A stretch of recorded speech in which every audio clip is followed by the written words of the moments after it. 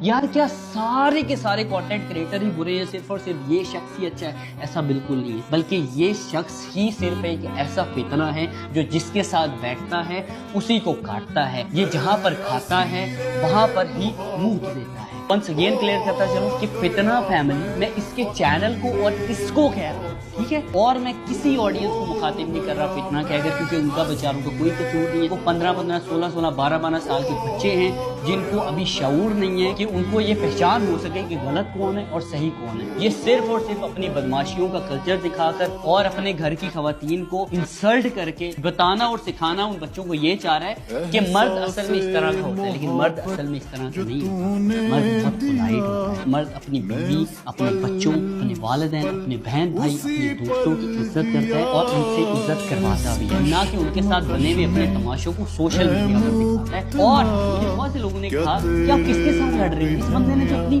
बीवी की इज्जत रखने की, तो ये आपकी कहाँ इज्जत करेगी? इसने मुझे कहा कि भाई मैं ना 50 लाख रुपए इस बंदे से ले रहा हूँ, मुझे पता मैं फाइट लड़ लूँ, मैं चूंकि खानदानी आदमी हूँ, मैं कभी भी कंट्रोवर्सीज में नहीं पड़ा, मैं इस तरह के फेम को थूकता भी नहीं हूँ जो किसी के साथ लड़ाई झगड़े के बाद हासिल किया जा सके, चाहे वो फेम हो या पैसा हो। मैं इसको कहता हूँ कि भाई नहीं करना, तू अच्छे से चल रहा है, प्लीज अच्छे से चल। इसने कहा तुझे नहीं पता चौधरी, पैसों का मामला है, पैसे यार पैसे आ जाएंगे, 50 लाख रुपया थोड़ी अमाउंट नहीं होती। मैं इसे कहता हूँ यार तू जिस बंदे को सपोर्ट करने लगा है वो लोगों को ना चूना लगा रहा है, वो बच्चों से पैसे बटोर रहा है, 40-40, 50-50 हजार रुपए कोर्सेज बेचकर। प्लीज ऐसी एक्टिविटी कोई ना करना। तेरी पब्लिक है, तेरे पर इत्तेमाद करती है, तो उनके इत्तेमाद को नहीं तोड़ना। ये मुझे कहता है कि यार चौधरी तन्नू नहीं पता, तू बच्चे दा बच्चे ही रहना है। चौधरी मैं घर बनाना है यार, भावें लोगों दे खून ना बनाना पे, मैं घर बनाना है। मैं किराया ते रह के थक गया यार, मैं बड़ी औखी जिंदगी देखी है। और मेरी जान तेरी यहाँ से ही बदनस्ली मुझे तब शो हो गई थी कि तू जब कह रहा था ना कि मैं किसी भी हाल में घर बनाना चाहता हूँ, मैं किसी भी हाल में ये करना चाहता हूँ, मैं किसी जहाँ आधी दुनिया उनके तलाक के गम में मुब्तला है,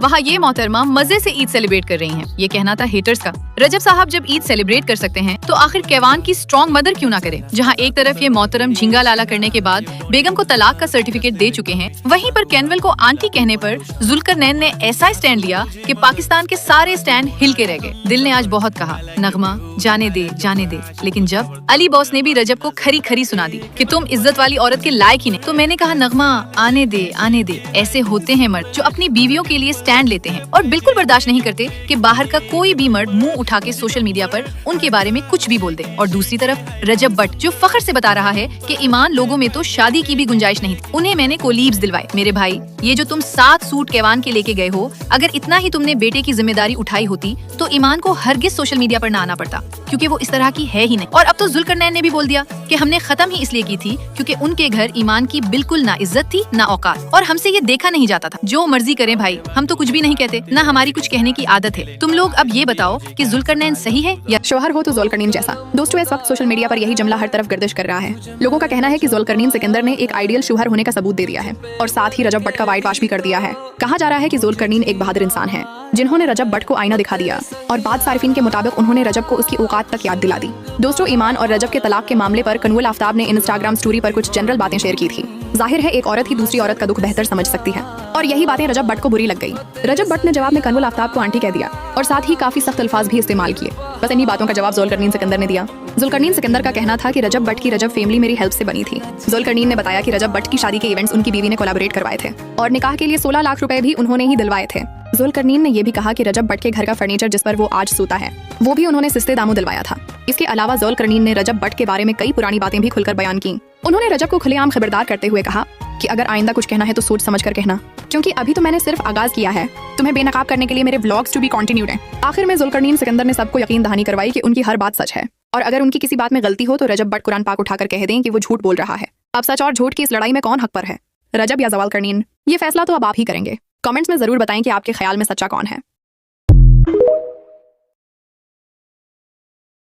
शौहर हो तो जुल्करनैन जैसा। दोस्तों इस वक्त सोशल मीडिया पर यही जुमला हर तरफ गर्दिश कर रहा है। लोगों का कहना है कि जुल्करनैन सिकंदर ने एक आइडियल शौहर होने का सबूत दे दिया है और साथ ही रजब भट्ट का वाइट वॉश भी कर दिया है। कहा जा रहा है कि जुल्करनैन एक बहादुर इंसान है जिन्होंने रजब भट्ट को आईना दिखा दिया और बाद सारिफीन के मुताबिक उन्होंने रजब को उसकी औकात तक याद दिला दी। दोस्तों, ईमान और रजब के तलाक के मामले पर कनवुल आफ्ताब ने इंस्टाग्राम स्टोरी पर कुछ जनरल बातें शेयर की थी। जाहिर है एक औरत ही दूसरी औरत का दुख बेहतर समझ सकती है और यही बातें रजब भट्ट को बुरी लग गई। रजब भट्ट ने जवाब में कनवुल आफ्ताब को आंटी कह दिया और साथ ही काफी सख्त अल्फाज भी इस्तेमाल किए। बस इन्हीं बातों का जवाब ज़ुल्करनैन सिकंदर ने दिया। ज़ुल्करनैन सिकंदर का कहना था कि रजब भट्ट की रजब फैमिली मेरी हेल्प से बनी थी। ज़ुल्करनैन ने बताया कि रजब भट्ट की शादी के इवेंट्स उनकी बीवी ने कोलैबोरेट करवाए थे और निकाह के लिए 16 लाख रुपए भी उन्होंने ही दिलवाए थे। ज़ुल्करनैन ने यह भी कहा कि रजब भट्ट के घर का फर्नीचर जिस पर वो आज सोता है वो भी उन्होंने सस्ते दामों दिलवाया था। इसके अलावा ज़ुल्करनैन ने रजब भट्ट के बारे में कई पुरानी बातें भी खुलकर बयान की। उन्होंने रजब को खुलेआम खबरदार करते हुए कहा कि अगर आइंदा कुछ कहना है तो सोच समझ कर कहना, क्योंकि अभी तो मैंने सिर्फ आगाज किया है। तुम्हें बेनकाब करने के लिए मेरे व्लॉग्स टू बी कंटिन्यूड हैं। आखिर में ज़ुल्करनैन सिकंदर ने सबको यकीन दहानी करवाई कि उनकी हर बात सच है और अगर उनकी किसी बात में गलती हो तो रजब भट्ट कुरान पाक उठाकर कह दें कि वो झूठ बोल रहा है। अब सच और झूठ की इस लड़ाई में कौन हक पर है, रजब या ज़ुल्करनैन? ये फैसला तो अब आप ही करेंगे। कमेंट्स में जरूर बताएं कि आपके ख्याल में सच्चा कौन है।